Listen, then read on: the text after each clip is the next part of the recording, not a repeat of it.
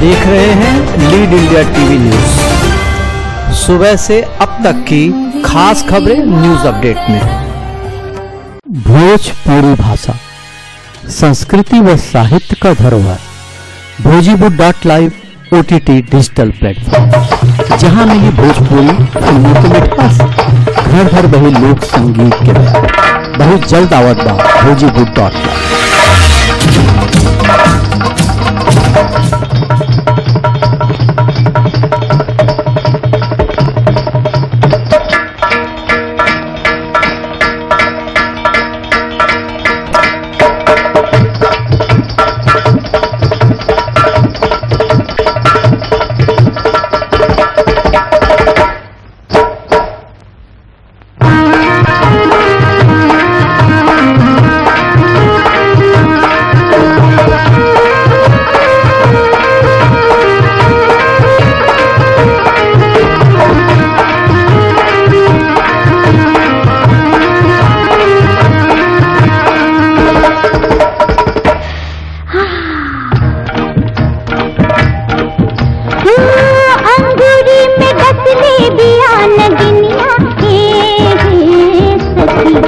सैया के बुलाई दे, अंगूरी में डसले बिया नगिनिया के सखी। सैया के बुलाई दे, सैया के बुलाई दे तानी जाके समझाई दे। सैया के बुलाई दे तानी जाके समझाई दे। नस नस चढ़ल जहरिया सैया के बुलाई दे, अंगूरी में डसले बिया नगिनिया के सखी। सैया के बुलाई दे।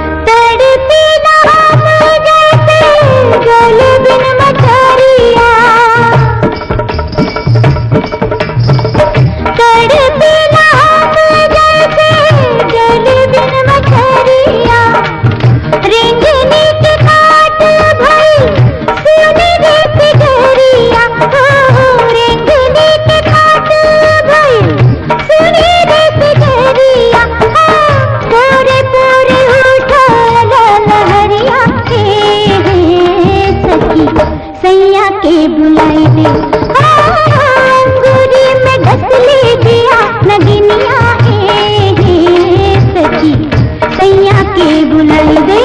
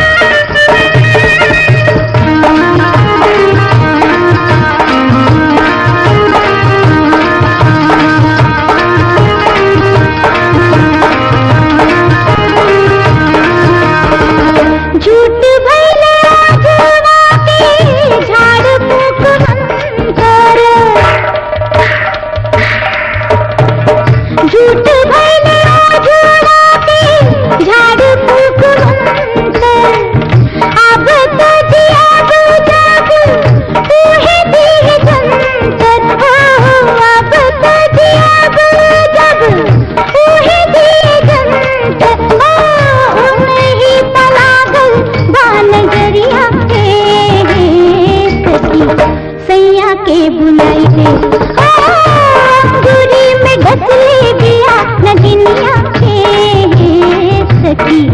सैया के बुलाई दे, सैया के बुलाई दे तानी जाके समझाई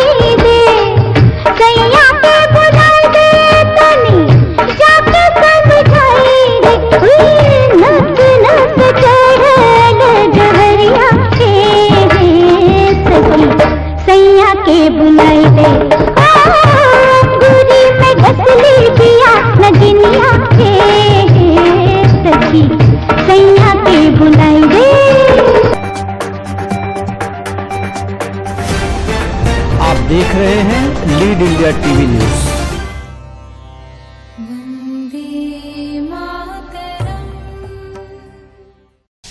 कोरोना मामले में सुधार को देखते हुए उत्तर प्रदेश, मध्य प्रदेश और महाराष्ट्र समेत कई राज्यों में आज से लॉकडाउन में आंशिक छूट।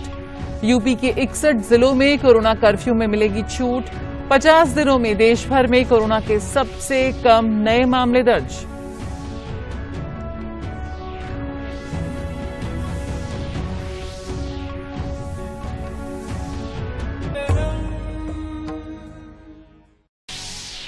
केंद्र ने राज्यों और केंद्र शासित प्रदेशों के साथ टीकाकरण की प्रगति की समीक्षा की।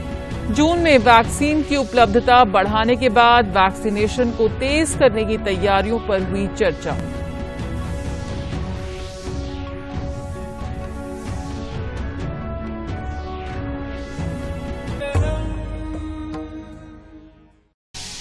कोरोना काल में अर्थव्यवस्था के मोर्चे पर सरकार को थोड़ी राहत।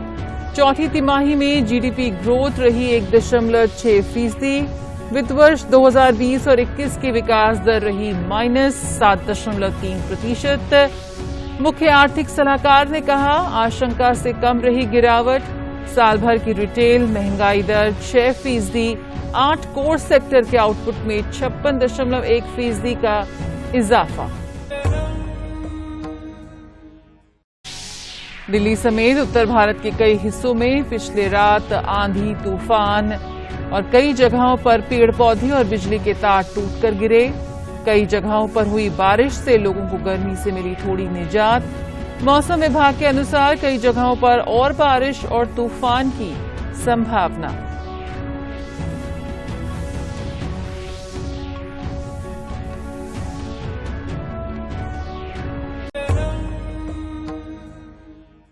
एशियन बॉक्सिंग चैंपियनशिप में भारत का शानदार प्रदर्शन। 19 सदस्यीय दल ने जीता अब तक 2 स्वर्ण, 5 रजत और 8 कांस्य समेत 15 पदक जीते।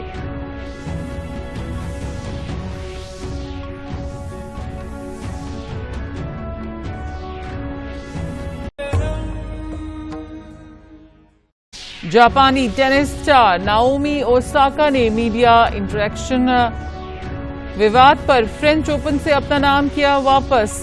जापान की इस खिलाड़ी ने मानसिक तनाव को बताया वजह।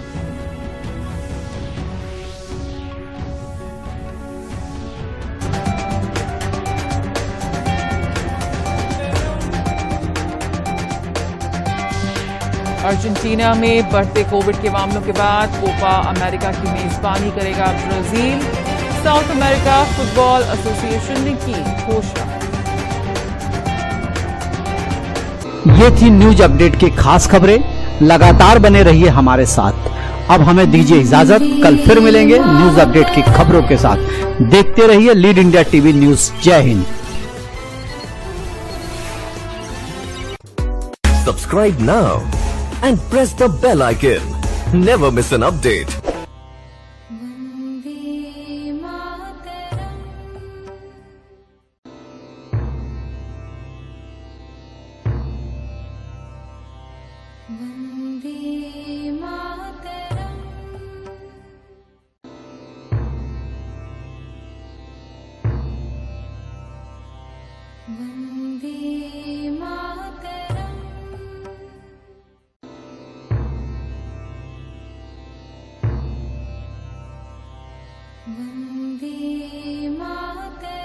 भोजपुरी भाषा, संस्कृति व साहित्य का धरोहर।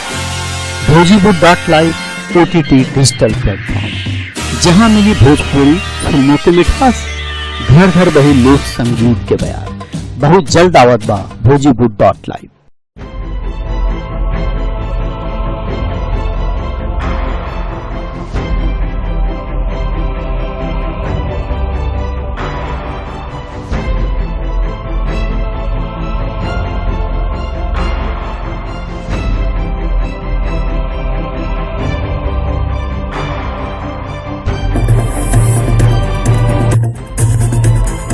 खबर है जो सही रास्ता दिखाए, वो नहीं जो अनदेखी अनसुनी हो, खबर वो जो हकायत पर मबनी हो, खबर वो जो निकल कर सामने आए, वो नहीं जो सनसनी फैलाए, वो नहीं जो आपकी सोच गुमराह कर दे। हर छोटी बड़ी खबर पर नजर, इसका ताल्लुक आपसे। वो नहीं जो महज बड़े बोल हो, खबर वो जो शऊर को उजागर करे।